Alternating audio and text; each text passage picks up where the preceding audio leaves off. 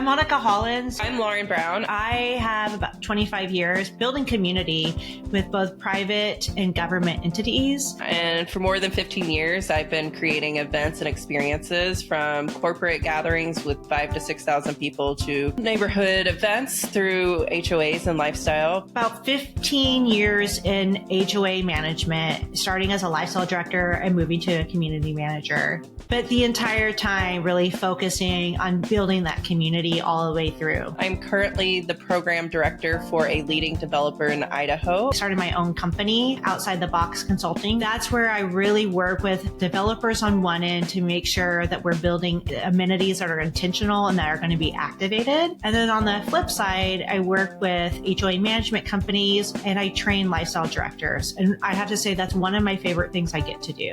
I really just truly believe that lifestyle is the heartbeat of a community, and I'm really excited that I get to do that day in and day out, and I'm excited to chat about it with you and all of our lifestyle friends.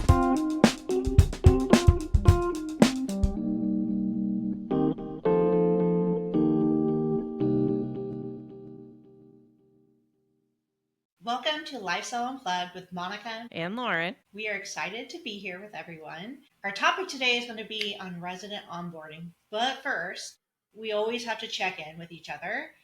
Lauren, how was your weekend? It was delightful. We had some fall weather this weekend. So Sunday was a little bit rainy and cool. We had football on and we just chilled and hung out. It was so nice. I'm so excited for fall. Like, so excited. It's my favorite. Absolute favorite.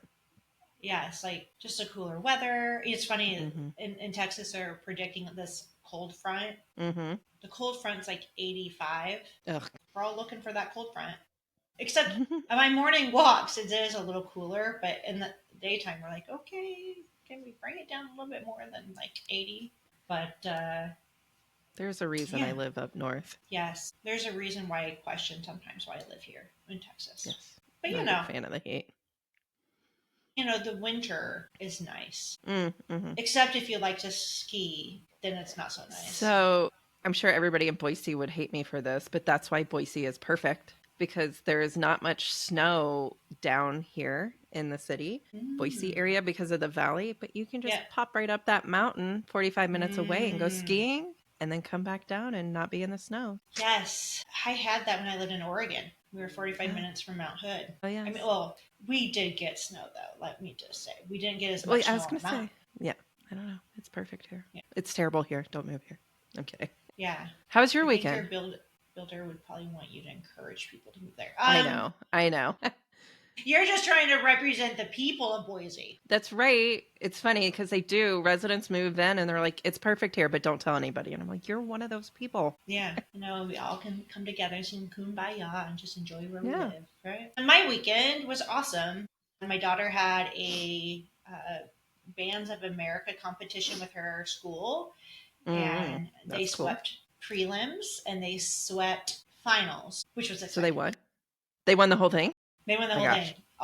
All the awards you could get, they got them. That's amazing. Oh, your daughter's so excited, isn't she? Oh yeah, she couldn't. It's funny because she couldn't stop watching band videos after that, like band competition videos of like different bands. And I have to say, you know, there's I guess they're kind of like professional, like it's called DCI, Drum Corps, I think International. And they just had a competition and her band director was one of the coaches, or I don't know what they call them, instructors, directors, whatever, that taught the winning team or squad or band. I don't know.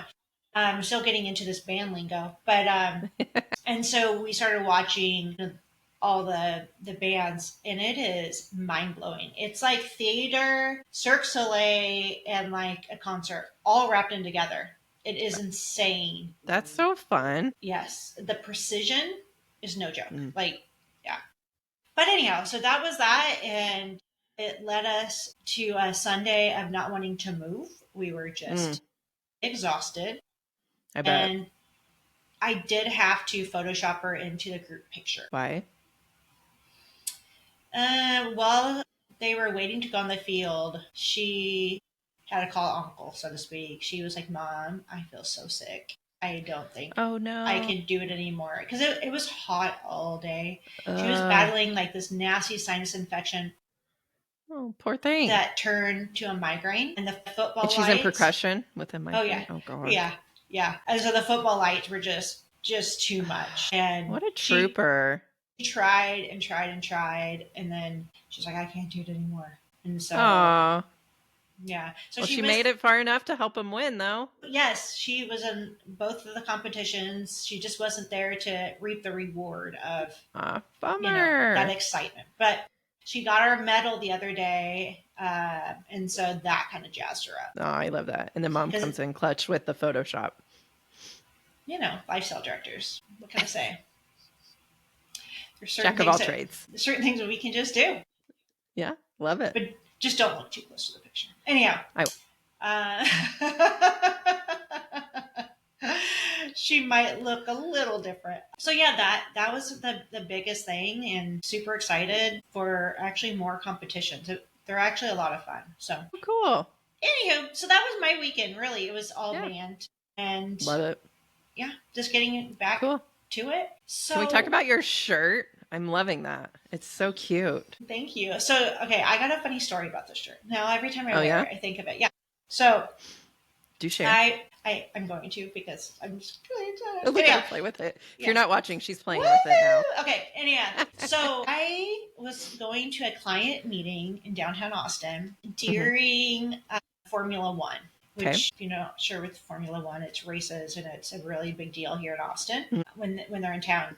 I see all these cars because my client is my client at the time, a boutique condo, high-end condo kind of area right down on South Congress. And that's kind of where they all, like, whenever celebrities come, they kind of hide back in this little area. Anyhow, and I see everyone staring out, like, where I parked my car. And I was like, what's All going looking on? at you. Not at me, no. And they're like, oh, Drew Barrymore. It was with one of the F1 drivers. I was like, what? Drew Barrymore? And they're like, yeah. I'm like, Love her. my meeting doesn't start. I'm early. My meeting doesn't start for a bit. So I'm going to go down and see if I can meet her. And so I go down, and I'm hanging out with her entourage. You're like, hey, guys. Yeah. I was like, they're going to say, get lost, lady. But I was like, you know what? Until they tell me to get lost, I'm hanging. I'm just going to hang with them. And so I hung out, and I got to know her hair and makeup person, who was the sweetest person ever. Sweet person. Was telling me how amazing Drew is, all that jazz. And she's like, just wait, she should be out. Well, unfortunately, because they have the celebrities, whenever they're in town doing these like, press junkets or whatever, they have them timed. Like, we got to be here, here, here, here. So they're like, she should be done in like 5 minutes or whatever. She wasn't done in 5 minutes. I had literally waited 20 plus minutes. I wasn't late for my meeting. I was going down early to check in before my meeting, because that's the most important thing, right? Don't be late for your meeting. Hanging out with Drew Barrymore. Anyhow.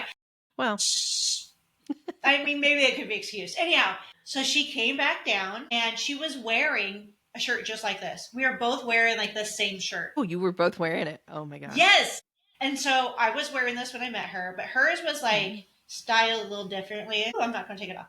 But like, she just had like I'm going to show you. She had it kind of like cool, where she just kind of had it laying instead of the like ribbon. A scarf. Yeah, just had it laying there. Like, she was so cool. And I commented, I was like, we are wearing the same shirt. She's like, we are. She's so sweet. She's super, super sweet. And so cute. It was an amazing experience. I got a picture Did you with her. untie yours as you were there, just so that you looked like her? No, I didn't. But cute. I will try to see if I can pull that picture into the video part of our podcast so people can see it. Please, yes. But it was a quick little selfie, and yeah. So now every time I watch her show, I'm like, yeah, her and I are friends. I know her. We know each other. Best friends. We wear the same shirts. Back. Yeah. And I'm not a stalker. Anyhow, so disclaimer. But yeah, so it was really cool, and it was actually a lot of fun. But ever since then, that experience, I now know where all the race car drivers hang out when they come, where they park, and they set up when they go on to Congress. And so when my brother came into town for F1, I was like, come with me. Come with me. The local tour guide. I will show you some race car drivers. So anyhow, love it. So Fun. that's my little snazzy shirt It's cute. I like it. story. Thank you. And the story too. That's good. Fun. Fun. Anyhow, so the other thing I wanted to chat with, so thank you for commenting on my shirt. I appreciate it. You're welcome. Is Jeremy and Jasmine, our conversation that we had with them last week. So amazing. I was so energized by that conversation. I was just giddy. All of you guys just make me giddy. But it's just clear how much they love what they do and their passion for their residents. And I just hope our listeners enjoyed it as much as I did, because it was so cool to chat with them. It's okay. So I've known Jeremy for quite some time. We met at ULI, and then I just followed him on LinkedIn, and we've stayed in contact and talked about different amenities and different things like that. And I have to say, looking at his LinkedIn, you just see his personality, you see his heart, you see the heart of the community, Rancho Sarita. It's just beautiful. And so then to bring Jasmine in and to see them match each other, just to see they're both amazing people. Just for sure. That alone, just without lifestyle, all that kind of stuff. They're just amazing people. But when you hear them talk about the intentional amenities, the intentional programming that they do, it's really inspiring. I'm at a loss for words, because there's just so much to say about how awesome they are. Yeah, their energy was great. They were funny too. Yeah. So let's go ahead and get into our topic of resident onboarding. Lauren, we're at the time where we probably need to remind people what you do exactly so that everyone understands the dynamics. I think for this topic especially, it's important for them to understand the information that you bring in with your background. Yes. And I love that question. What exactly do you do? I get that a lot, and it's still the impossible answer for every lifestyle director, because event planning does not capture it. So at the company I work for, they are a developer, but they also build the homes. They are part of the build team. And then we also have our own in-house HOA management. And our own in-house warranty. So we kind of have everything all in-house. So I get to be part of everything, which is so much fun. But it also really gives me the unique opportunity to be part of residents' journeys in every piece. So for me and my team, we get to meet the people as they come into model homes and they're thinking about buying, right? So that's their first introduction, which is so common, right? Welcome centers and stuff in lifestyle communities. But we meet them, we get to chat with them. And then, so my goal is that on the day they close or move in, when they get that automatic email saying, "Hi, you're finally a resident," that they see the names and they go, "Oh yeah, I know them." And it kind of helps solidify that. And then following that, we like to have an in-person meeting, whether we're grabbing coffee with them, showing them around the community, introducing them to somebody else they might get along with. So really, it's kind of like that 3-step process that by the time they've moved in and we've met them in person, we become their go-to, right? And especially now, because I can direct them to the HOA, I can direct them to warranty, I can answer developer questions. We really become a robust resource for them. Definitely. Now, not to say we know all the answers, but we know where to go to get them, which I think is most lifestyle directors, to be honest. But it's just really cool that we get to be part of their journey from the very beginning. And then they get to stay with us and we get to stay with them. And we don't have to turn them over to anybody else because they're ours and we get to love on them. I love that. I love how you guys can truly follow the journey all the way through. Because I think one of the issues that developers have that they don't build in their communities, they're just strictly developers. But they may have 5 or 10 different builders in their community, and they're reliant on those builders to bring them into the fold. So, to make sure that they can accompany the buyer on that journey. Right. And so I would say, just kind of launching off of that, one thing that I think is really important for communities that have multiple different builders is for the developer or the management company, they need to have communication with those builders. They need to make sure that they have like a resident onboarding SOP, standard operating procedure, because when you're dealing with a lot of different builders and you have the developer and you have management. Everyone needs to understand how we are welcoming them into the community. Because if two builders have it and another one doesn't, and developer expects it, but management doesn't, like, it just, everyone's going to have a different experience that probably won't be as positive as if everyone had the same thought out, planned out resident onboarding, schedule. So I think I that's mean, really consistent important. messaging is everything. Definitely. That's a huge point. And I think that's, I think what's unique for, your company is that you guys you see them from as a prospect to the buyer to the resident, and then you're also there to solve any of their needs. Like, usually management companies can say, when they call in, they're like, I don't know about my home warranty. Who do I talk to? What are you guys going to do for me? And they're like, that's not us. Right. And so you don't get to, I guess there's pros and cons to it, right? You don't get to walk them through it and help solve that problem. But you also don't have to take care of it either. You can delegate it out to someone. But we all know that sometimes when you let go of those reins, it doesn't always get taken care of. Right. And you can't control that experience. Exactly. So there's definitely pros and cons to that. But I just, the more and more I've worked with different clients that have similar setups, I definitely see the pros of being that person for the resident where it's seamless. They don't have to know 50 different people. One person that's going to take care of them.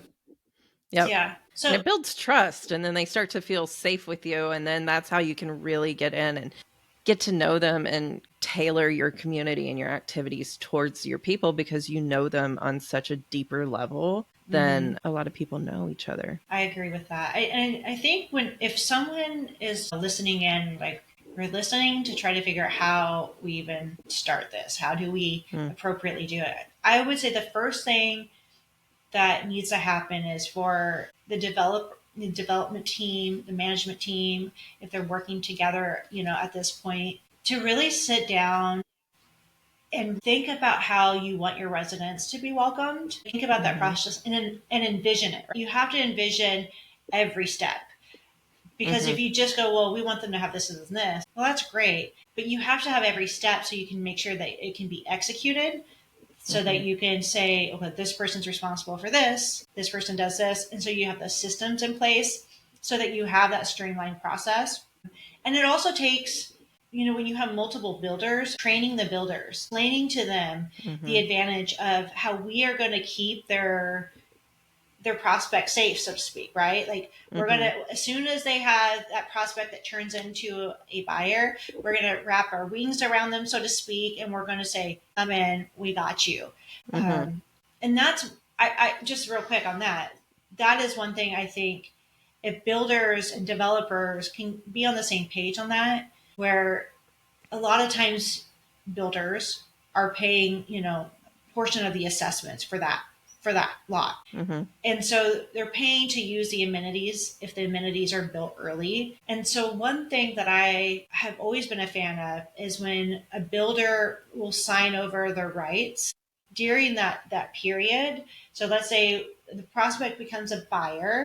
And so there's this form that they fill out that says that they're supposed to close in 6 months, for example. And so they fill out the information of when they're supposed to close. And then they can take that into management and get access. So they can start coming to the pool. They can start becoming a part of the community. You can start coming to the event, because now you get them in, right? You're getting them in. You're letting them get a taste of how amazing the community is, to make sure that buyer becomes a resident instead of for them to back out because they don't feel connected. Right. No, I love that. I think that relationships is such an important part to deciding where you're going to live, and to already have those kind of rooted in before your closing day. That's so cool, because then your closing day comes and you have neighbors welcoming you and bringing you dinner because they've met you and they know you and they're offering to help. And what an awesome feeling to be moving into. And that's what I always say, we don't want you to move in next door to a stranger. We want you to move in next door to a friend. And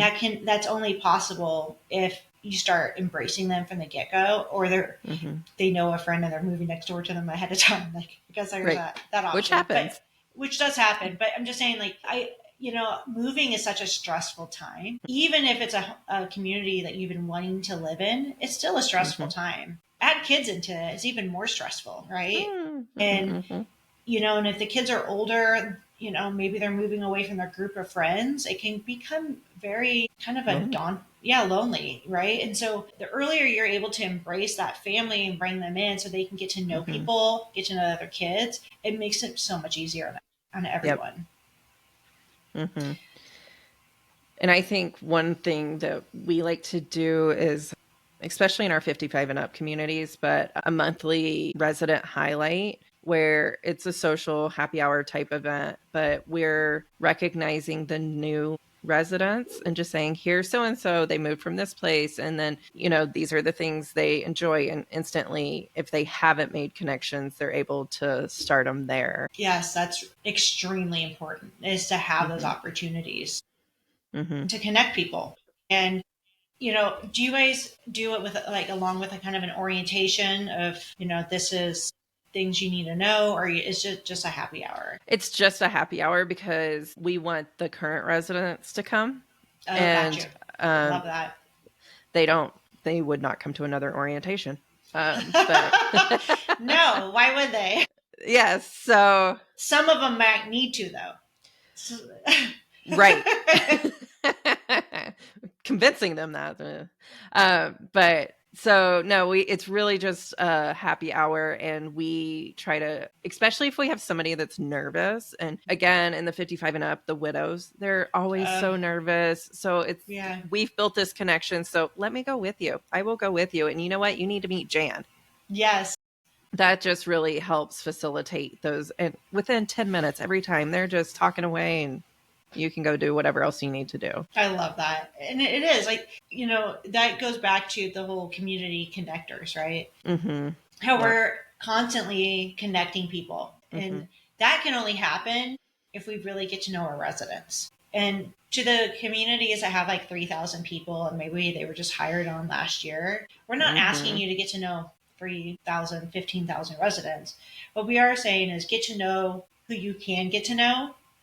And even within that bubble, you can start connecting people, and then they can start connecting people. And so don't feel so overwhelmed if you didn't start with a community from the get-go and get to know everyone. You will still get to know people as long as you attempt to do that, as long as you put yourself out there.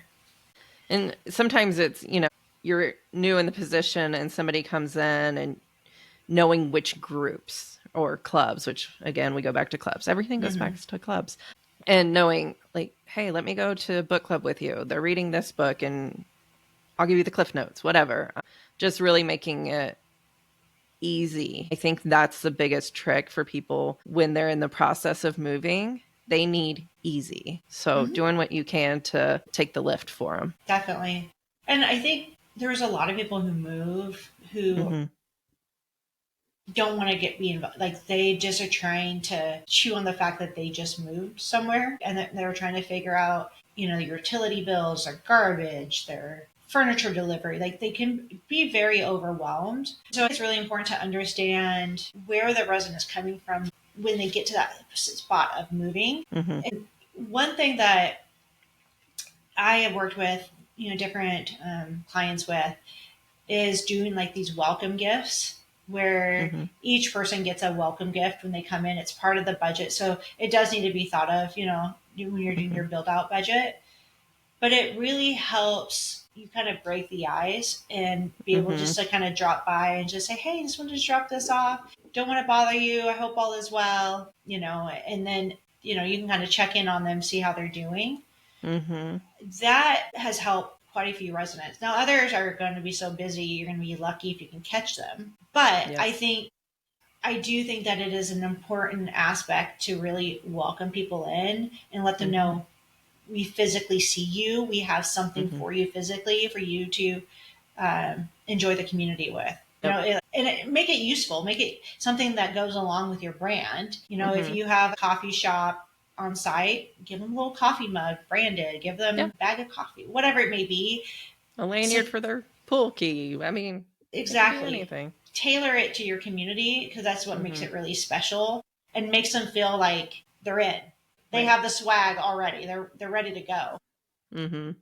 That's really important. And I was going to say the one thing also that people should consider is when they're welcoming that first resident, that very first resident, Mm-hmm. do something extra special for them. They're the first resident. Do it not only because you're excited to have a resident finally, but do it because it's also really good marketing for the community. When you can Mm-hmm. get together, call the resident ahead of time, work with the builder to get a hold of the resident and let them know we really want to, present them with a gift and we'd love to be able to take a picture with them if they'd be willing, for us to, put that Mm-hmm. out on social or whatever. And now you have a great picture that can go in the papers, go on your social media. We welcomed our first resident. Nothing says open like someone living there. Right. Yeah. Yeah. So I like to do a luncheon type thing when you get your first, I don't know, 10 or so, and just go to lunch with everybody and kind of make sure they're connecting because the amenities aren't always ready when those first that's residents are very moving in. true. So Very true. making sure you're still connecting and engaging during that time. Which is extremely important. Even Mm-hmm. even more so if the amenities were promised to be open at a Yep. certain time. Because anyone who's been in development knows that there are construction schedules. Yep. And then there are realistic Expectations. expectations that actually happen. So the one I thing I always will plan my clubhouse grand openings 6 months after they tell me it's going to be ready. smart because And then if it's early, everyone's happy. And if it's not, I told you it'd be late. I feel like you're a dog chasing its tail half the time. Mm-hmm. You know what I'm saying? It's like trying to make sure you plan a grand opening for the actual date. And so for any for any sales directors are currently in that, know that a lot of us have been through that. You will get through it. You just have to be patient and flexible because it will be amazing when you finally have your grand opening. It'll be so worth it. Definitely. One thing that I would say is really important when you have those prospects and they turn to buyers is making sure that you get them in the loop right away. And this is what I mean. Get them in your emails, system as buyers. Don't put them in as residents. That's one really, really important. Yep. Have, a drip campaign that will go to the buyers so that they can get to know the team. I would do an email like welcoming them in. We can't wait for them to close on their home, but until then, we welcome them with open hearts and excited to get them a part of the community. Share pictures of your team with their names and what their duties are, from the manager to the maintenance to janitor, whoever, because there's a lot of people who are visual, and when they're able to put a name with the face, it helps them feel more connected with the overall community. Number one. Number two, it just makes them. It just helps them when they see one of your team members out and about. Oh, Yeah. okay, works for the No, HOA. that's so and so. Exactly. Or hey, whatever. And then the other thing I always advise is the community manager send an email, frequently asked questions. Like one would be like, people may want something done from an architectural standpoint. Please know that it goes through your builder until you close, and then you come, submit through us. Little things like that. Some communities just may not know who to go to because it will just help them go, oh, okay, I don't have to ask that question. I was wondering about that. Right. Then the lifestyle director can send his or her question, email out, welcoming them to the events and programs and clubs and, and so on and so forth. The one thing I would say though is if you have a Facebook page, don't bring them on to that Facebook page if it's a Facebook page open to comments. Because we don't need that drama. We don't need to get this person who still has not yet to decide they're going to close. We don't need to see that drama. Right. We want to paint a very rosy picture for them. Yes. It's very happy here. And that's the other reason why you want to make sure you label them buyers. Is if you label them buyers in your email, you can just email you should send to them. For example, if there's a newsletter that needs to go out to your residents about I don't know, someone breaking in somewhere to protect Mm-hmm. your stuff. You don't want that to go to a buyer. Nope. Like, God forbid, they're going to be like, yeah, we're out. Thanks. Yeah, no thanks. Yeah. So it just allows you to be able to control the narrative much better. Mm-hmm. No, that's great. Those are great tips. I will say another thing about that too is, or just kind of going back on what you were saying about the happy hour. Mm-hmm. I think that is so important for residents to be able to get to know other residents from the Yes. get go and have Yeah. something that is for them. Mm-hmm. I also think it's really important that, and it all depends on the size of your community and how many homes you're closing. Mm-hmm. Because you could have 5 builders all closing like 10 at a time. And so for a management team, it could be kind of overwhelming to try to have sit downs with each one of them. Mm-hmm. So look at doing like orientation meetings Mm-hmm. and making sure that you're there to answer any questions. And at that time, get them to interact with one another. So Mm-hmm. after you have that orientation, have a mini happy hour just for those new residents so that Mm-hmm. they can get to know each other. Yep. You need Mm-hmm. valuable touch points for people to get to know each other. Yep. And this applies to onboarding new residents, but it applies to lifestyle directors in general. We're problem solvers. So it's about looking at where they are in that moment and anticipating what problem they might have and having a solution ready for them. But you might be lonely. So that's where the happy hour comes in. Or you might be wondering who you go to for what questions. And that's where the email drip campaign comes in. Just kind of sitting in their shoes for a moment and trying to figure out what those needs could be. And then providing answers before they even know they are looking for the answer. Yes. I think that's a really good point, Lauren, Mm-hmm. about, making sure that we try to stay one step ahead Mm-hmm. of the resident experience. And a lot of that can be done by creating, frequently asked questions and having those Mm-hmm. answers and be able to provide that to the new resident or the buyer or have a way to direct them to the website for that information. Mm-hmm. Having a calendar of events that you can hand to the new resident is really, Mm-hmm. really important for them to see all the stuff that you have going on and how to be able to participate in that. Yeah, I think that's great. And I know that as a lifestyle, it's busy. Our jobs are busy because we're onboarding new people, we're planning events. I mean, so busy, but I'm going to tie back into our time management episode where, as hard as it is to slow down so that you are truly present and able to connect with these people because that matters. Oh, yes.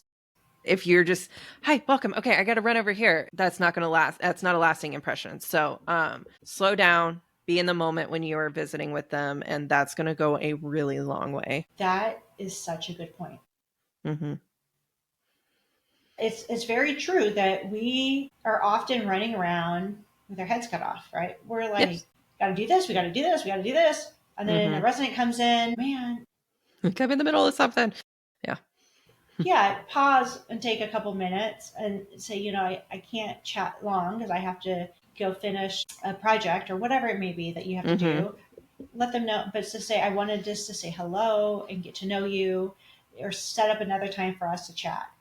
Be Right. honest with them on what's going on, but be calm about it. And, Right. it's funny when I first started this, it kind of brings me to a story. When I first got into HOA management, lifestyle director, I was just Mm-hmm. reacting, to everything and taking care of everything. And I remember one of my supervisors who I just love and adore, they kind of took me aside and they're like, see this picture of this duck? I'm like, we need you to be like the duck. And I was like, okay. They're like, you're calm on top, but you're paddling like crazy underneath to get somewhere. I love that. That's cute. I love ducks too. Yeah. So I've saved that picture for the longest time. They're like, you're doing a great job, but just everyone doesn't need to see it. So Mm-hmm. you're going to be cool, calm, and collected on top, but you Mm-hmm. may be going like crazy down below that water, and that's Yep. okay. But it's what energy are you putting out to Mm-hmm. make people feel comfortable and welcomed? Right. So I If love you're that. projecting your stress and anxiety on them, they're not going to want to come back and hang out. Yep. I mean, there are days and moments where you are going to show your feelings, and that's okay. Don't beat yourself up. Just take a moment, recenter, reset, and get back at it. Exactly it. Don't let it derail you or your day. Just everyone has a bad day. That's what I have to tell Yeah. my daughter. Everyone has a bad day. This is nothing new. Mm-hmm. Nothing new. Everyone has a bad day. But if you make like major mistakes or you make a mistake, own up to it. Mm-hmm. Fix what you can and move on. Do you guys want to hear my biggest mistake as an event planner? Oh my, yes. Yes. And how cool my boss was about it. So this was a previous role, and it was corporate event planning. We were using Cvent, and we were planning a executive retreat for all the upper level executives. And it's a very small group, intimate group. And it was my first time being responsible for sending the invites. And we had a data team that would send over the Excel sheet, and you would upload it, and that's who it went to. I did not know that when you are uploading an Excel sheet, that you need to make sure there is only one singular tab in the Excel sheet. And so I invited over 70,000 employees. Shut the front door. Yep. And my boss was like, not ideal, but let's undo that. Yeah. Okay, how did you get out of that? It was just a correction email that went out, but I don't know. I feel like I blacked out after that. I don't really remember because I was just like mortified because not everybody needed to know that they get to go on this very upscale, intimate retreat. So you're now uninvited. So guys, you can mess up on a huge scale. And guess what? I didn't get fired. We can laugh about it now. And I quadruple check my spreadsheets before I do any upload. I can only imagine, like the pit in your stomach. I can only imagine. I felt the blood leave my face because the second I saw it happen, I was like, yep, I know exactly what just happened. And then you send an email out. This is what you all need to strive for, so I can actually send you the invite next year. Oh my gosh. The benefits of working hard. So anyway, thanks for we all make mistakes. So funny. Yes, we do. No one is perfect. No. So we're at time. Mm-hmm. And for us just trying to be good stewards of other people's time, I think it's time to kind of wrap this up. Yeah. Let them get back to it. Don't forget to hit us up on the LinkedIn Lifestyle Director Connect page and share any topics you want to hear. We're really starting to see engagement increase there, and we love that. And we're looking forward to connecting with a couple of lifestyle directors on our next episode. Anything else for you, or shall I give them the... Well, actually, one thing. We hit our first milestone of 100. Yeah. So please keep listening. Share it with your friends that are in the industry. All the support we can get, we will take. So we appreciate the love. Yes, we do. Until next time, remember that first impressions are lasting impressions. See you next time. Bye. Bye.